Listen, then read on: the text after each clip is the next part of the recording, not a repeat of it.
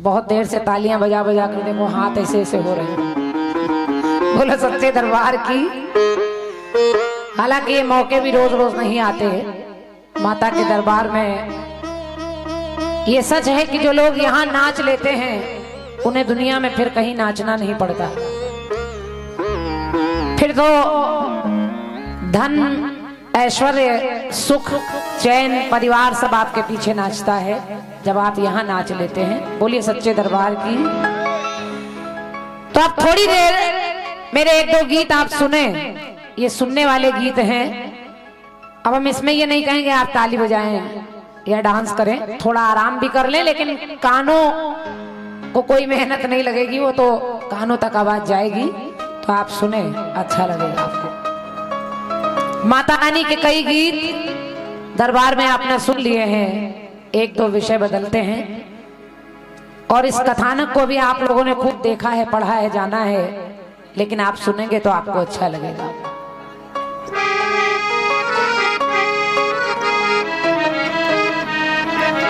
एक गीत आप लोगों ने कैसेट में सुना होगा, सब लोग जानते हैं, लेकिन यही बात मैं मां से भी कह रही हूं कि हे मैया,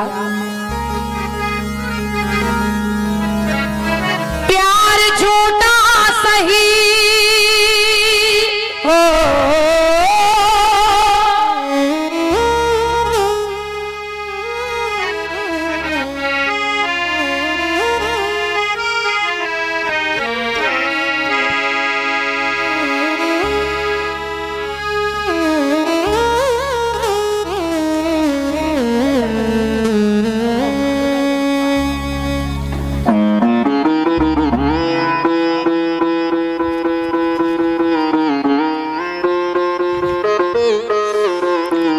जो बीत गए वो जमाने नहीं आते, जो बीत गए वो जमाने नहीं आते, आते हैं नए लोग पुराने नहीं आते।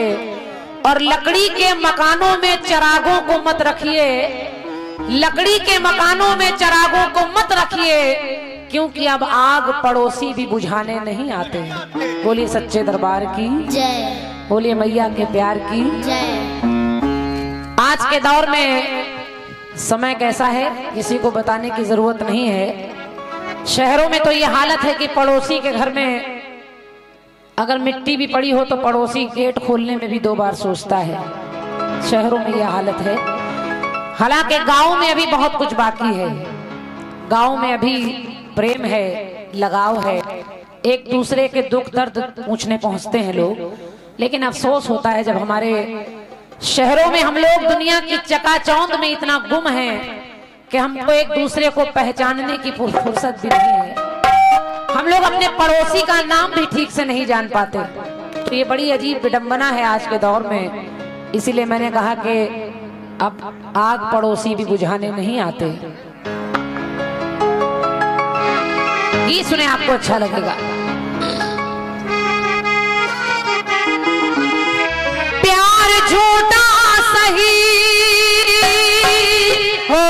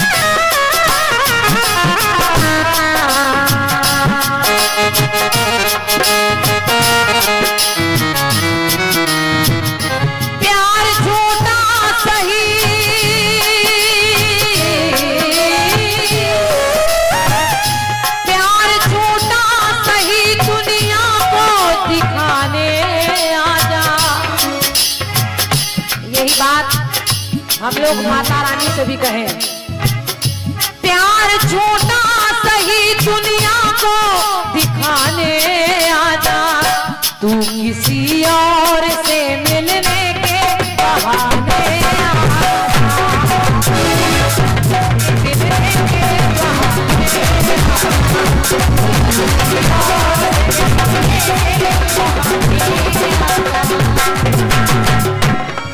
आजा, आजा, आजा,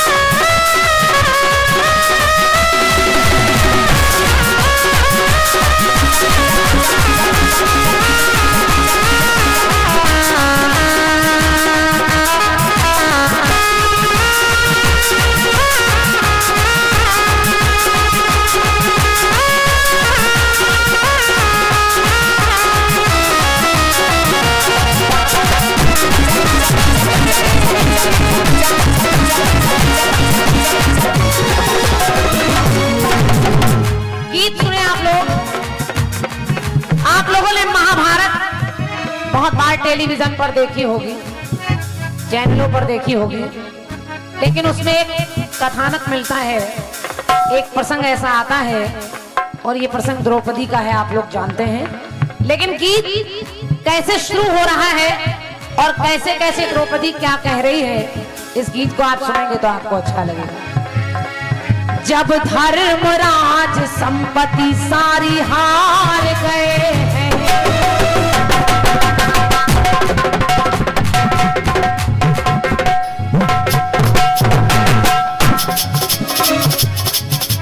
एक तरफ पांचों पांडव बैठे हैं, एक तरफ दुर्योधन अपने 100 भाइयों के साथ बैठा है, बीच में शकुनी पासे फेंक रहा है। और अब देखिए उसमें होता क्या है, चाल चली जा रही है, शकुनी पासे फेंकने लगे। शकुनी मामा, जिसको षड्यंत्री मामा कहते हैं, अब जब वो पासे फेंकने लगा तो होता क्या है, जब धर्मराज संपत्ति सारी हार गए हैं, वो इंद्रप्रस्थ नगरी प्यारी हार गए हैं, तो हद हो गई जब प्राण प्यारी हार गए हैं, हद हो गई जब प्राण प्यारी हार गए हैं, तो वो द्रौपदी सी अपनी नारी हार गए हैं।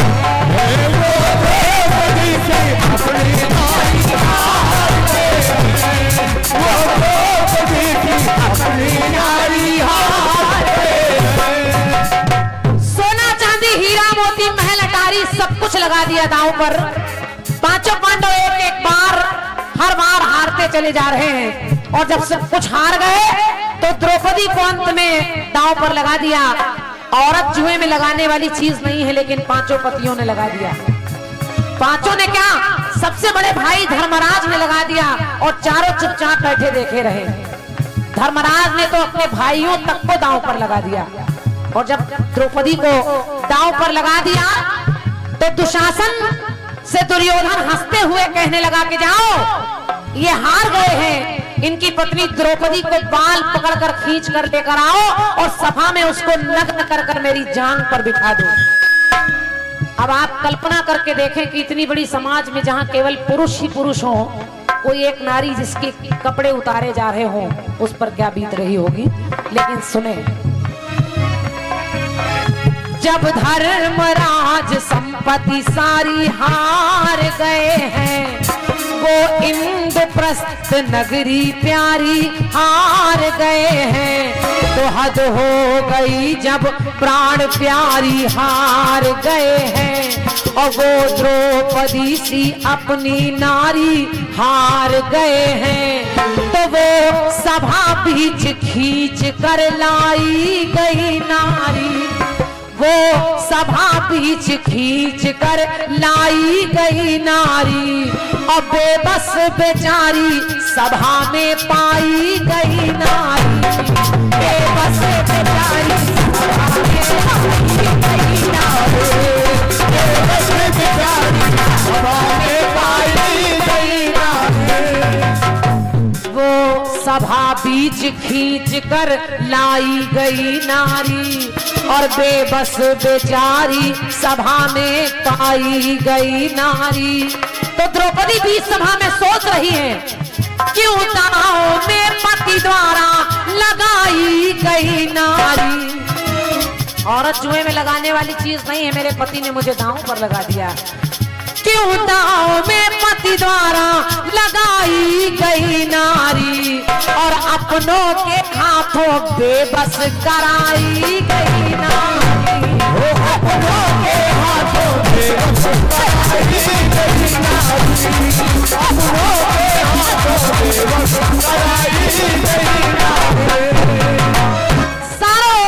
चारों तरफ सारे अपने बैठे हैं, अपने ही परिवार के लोगों के सामने उसको नग्न किया जा रहा है, और द्रौपदी कह रही है, क्यों मौन है पितामह, जो सबसे बड़े बुजुर्ग हैं, क्यों मौन है पितामह, कृपाचार्य बैठे हैं, और धृतराष्ट्र भी बैठे हैं, द्रोणाचार्य बैठे हैं। तो औरों की क्या कहे जब ये पति मौन है मेरे, औरों से क्या कहूं, मेरे अपने पांचों पति सर झुकाए देख रहे हैं। औरों से क्या कहे जब ये पति मौन है मेरे, तो आखिर फिर इस सभा में बोलो कौन है मेरे, इस सभा में बोलो कौन है मेरे, इस सभा में बोलो कौन है मेरे।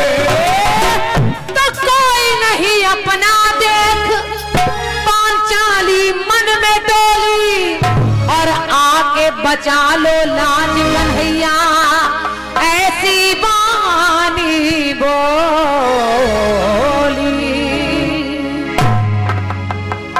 बीच सभा में दुशासन ने जैसे ही द्रौपदी की साड़ी पकड़कर खींचना शुरू किया, द्रौपदी चारों तरफ देख रही है कि मेरा सम्मान बचाने वाला यहाँ कोई नहीं है, मेरे पांचों पति देख रहे हैं, मैं किससे कहूं। आखिर जब कोई नजर नहीं आया तो उसने अपने भैया कन्हैया को आवाज लगाई, अपने उस भाई को आवाज लगाई जो सबकी बिगड़ी बनाने पहुंच जाता है। और जब द्रौपदी ने अपने भैया को आवाज लगाई, अब वो लोग तो कह रहे प्यार झूठा सही दुनिया को दिखाने आजा, तू किसी और से मिलने के बहाने आजा। लेकिन द्रौपदी ने बीच सभा में कहा कि है मेरे भैया कन्हैया, आज आस टूटी मेरी,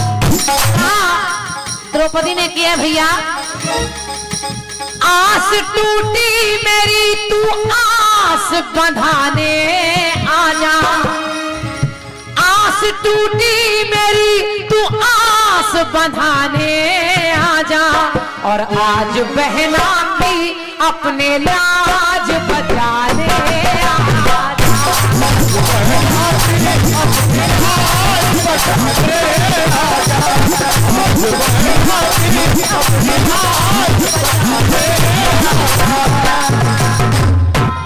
आस टूटी मेरी तू आस बंधाने आजा। तू इसको थोड़ा बढ़ाओ भैया, मेरे इसकी आवाज दब रही है। अच्छा हम घूम जाएं, कितना इधर हो जाए। अच्छा जहां भैया बैठा वहां गए। आस टूटी मेरी तू आस बंधाने आजा, आज बहना की अपने लाज बचाने आजा। आज बहना की अपने लाज बचाने आजा। आज बहना की अपने लाज बचाने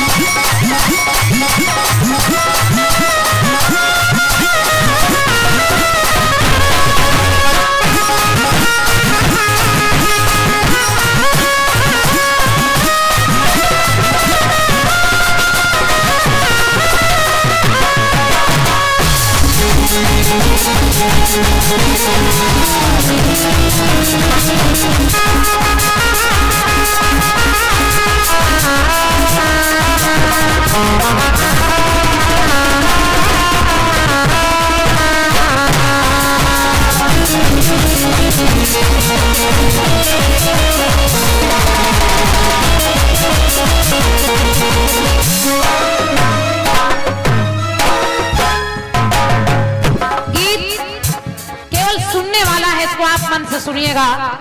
ऐसे गीत आपको जागरण में कम सुनने को मिलेंगे। आज बहना की अपने लाज बचाने आजा। और कन्हैया की जब साड़ी, कन्हैया को आवाज दे रही है द्रौपदी, और जब साड़ी खींच रही है उसकी, तो उसने अपने भैया से कहा कि भैया आज मुझे इस सभा में एक बात याद आ रही है। और वो क्या याद आ रही है कि एक बार चक्र की धार ने जब अंगुली तेरी चीर दिया, एक बार चक्र की धार से तुम्हारी अंगुली कट गई थी। चक्र की धार ने जब अंगुली तेरी चीर दिया, तो कटी अंगुली के लिए चीर मैंने चीर दिया। तुम्हारी अंगुली पर मैंने अपना ये चीर, यानी ये कपड़ा चीर कर बांध दिया। चक्र की धार ने जब अंगुली तेरी चीर दिया, तो कटी अंगुली के लिए चीर मैंने चीर दिया। तो भैया के दर्द ने था मेरा हृदय चीर दिया। भैया के दर्द ने था मेरा हृदय चीर दिया। तो कटी अंगुली पे बांध मैंने अपना चीर दिया। कटी अंगुली पे बांध मैंने अपना चीर दिया। कटी अंगुली पे बांध मैंने अपना चीर दिया। जब तुम्हारी अंगुली कट गई, तो मैंने अपना ये चीर फाड़ कर तुम्हारी अंगुली पर बांध दिया भैया। कटी अंगुली पे बांध मैंने अपना चीर दिया। तो आज ये बहन कह रही है अगर हो सके तो चीर से चीर का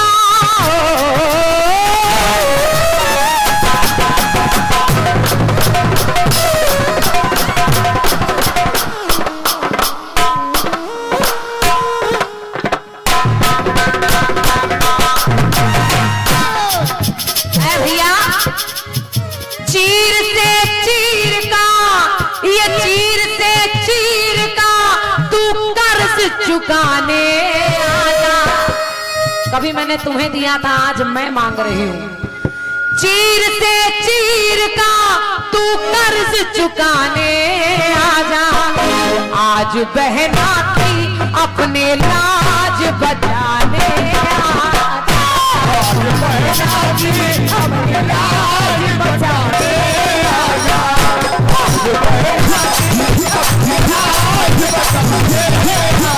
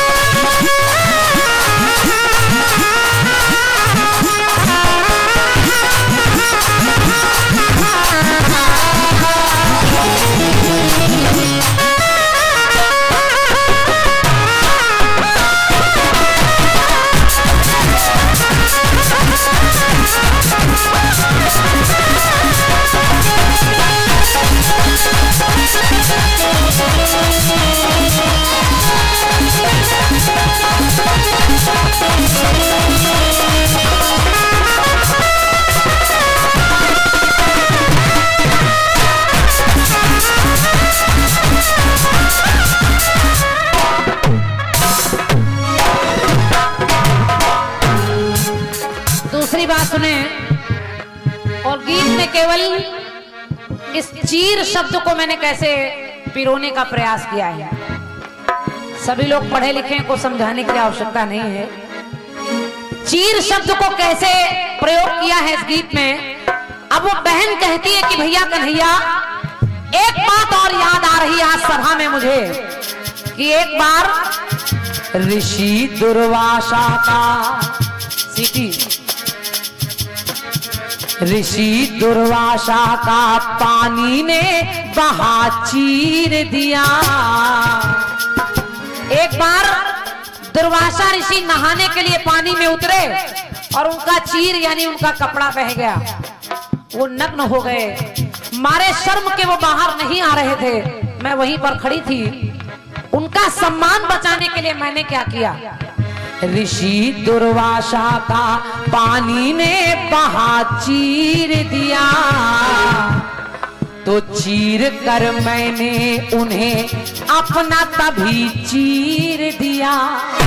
और जब मैंने उन्हें अपना चीर यानी वस्त्र दिया तो कहा मुनिवर ने मेरे खातिर तेरा चीर फटे। कहा मुनिवर ने मेरे खातिर तेरा चीर फटे, तो मेरा वरदान है तेरे तन का नहीं चीर फटे।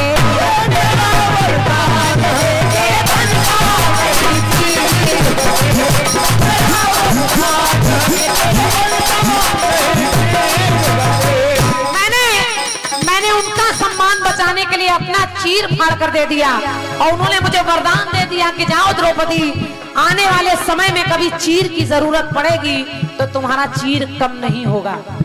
इसलिए आज ये बहन कह रही है कि उसी वरदान से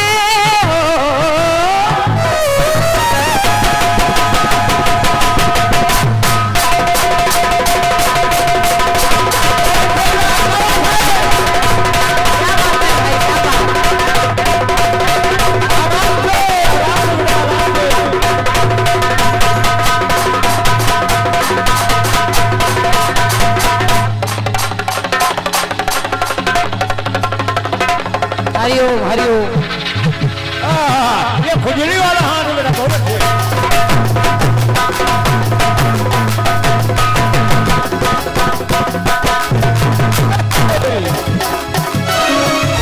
भाई, क्या बात। कहा मुनिवर ने मेरे खातिर तेरा चीर फटे, मेरा वरदान है तेरे तन का नहीं चीर घटे, तो उसी वरदान से तू चीर बढ़ाने आया। वो वरदान पूरा करने के लिए आना पड़ेगा। उसी वरदान से तू चीर बढ़ाने आजा। आज बहना की अपने लाज बचाने अपने लाज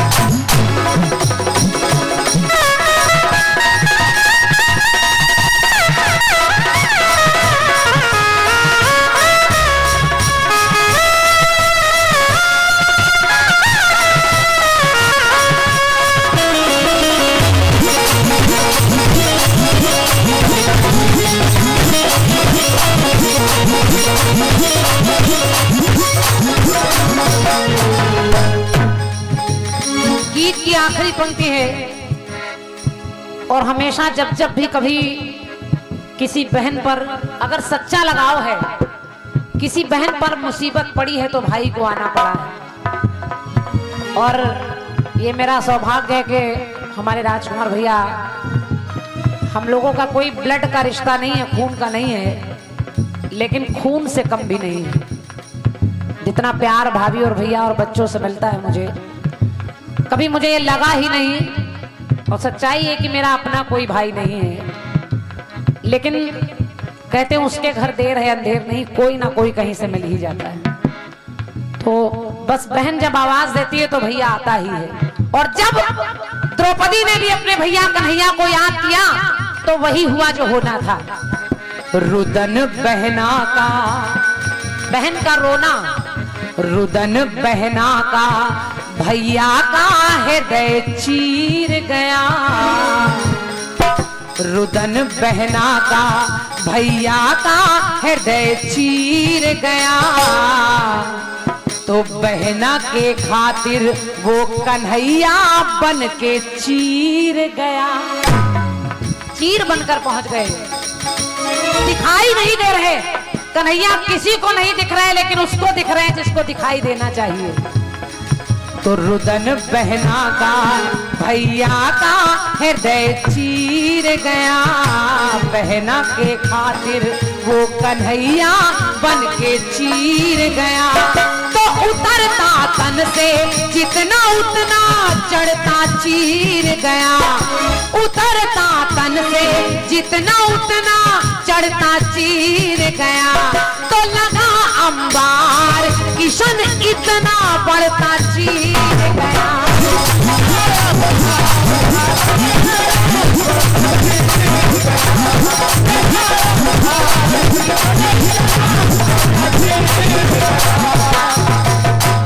के लगा अंबार किशन इतना बढ़ता चीर गया। और आखिर इतना चीर बढ़ा दिया कन्हैया ने, खींचने वाला दुशासन बेहोश हो गया। और जब बेहोश हो गया तो द्रौपदी ने कहा, भैया तू मेरा भाई है।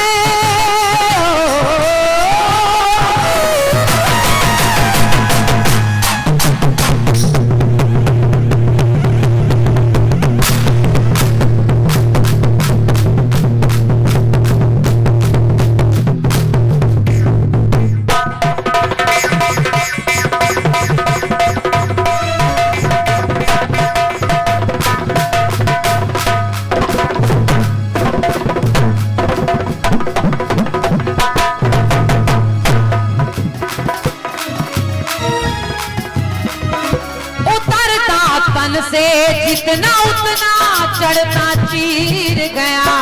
लगा अंबार किशन इतना बढ़ता चीर गया। तो तू मेरा भाई है,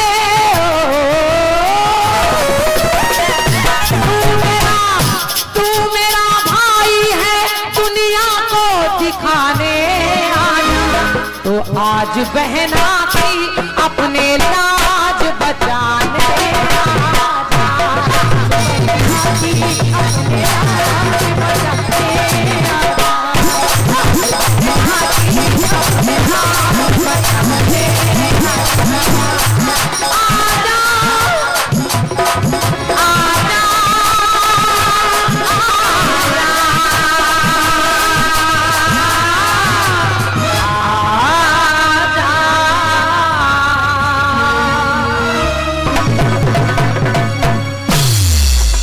गीत अच्छा लगा हो तो एक बार तालियां आपकी बजनी चाहिए। बोलिए वृंदावन बिहारी लाल की, बोलिए दुर्गा मैया की।